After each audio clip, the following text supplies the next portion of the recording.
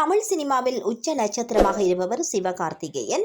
எந்த ஒரு சினிமா பின்னணியும் இல்லாமல் வந்து இன்று தயாரிப்பு நிறுவனம் வைக்கும் அளவிற்கு உயர்ந்துவிட்டார். இசையமைப்பாளர் இமான் மனைவியுடன் இவருக்கு ஏதோ இருப்பது போல் செய்திகள் வந்தாலும் கூட அது குறித்து எதுவும் பேசாமல் அமைதி காத்து வந்தார். ஒருநாள் இமான் பேட்டியில் இந்த விவகாரம் குறித்து ஓபனாக பேசிவிட்டார்.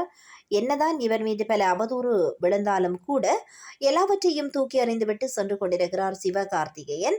சமீப காலமாக இவரது படங்கள் எல்லாமே சொல்லிக் கொள்ளும்படி ஓடுவது இல்லை. இவர் நடிக்க உள்ள அடுத்த படங்களாவது எப்படி இருக்கும் என்பதை பொறுத்திருந்து பார்ப்போம். சிவகார்த்திகேயன் தனது மாமன் மகளான ஆர்த்தியை திருமணம் செய்து கொண்டார். இவருடைய ரிசப்ஷன் வீடியோ கூட விஜய் டிவியின் மூலம் ஒளிபரப்பு செய்யப்பட்டது. திருமணத்திற்கு பின் சினிமாவில் ஹீரோவாக களமிறங்கிய சிவகார்த்திகேயனுக்கு 2013 ஆண்டு ஆராதனா என்னும் மகள் பிறந்தார். பின் கடந்த 2021 ஆண்டு இந்த தம்பதிக்கு ஒரு மகனும் பிறந்தார்.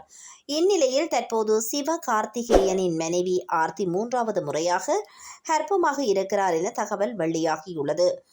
சிவகார்த்திகேயனுக்கு ரசிகர்கள் பலரும் தங்களது வாழ்த்துக்களை சமூக வலைதளம் மூலம் தெரிவித்து வருகிறார்கள்.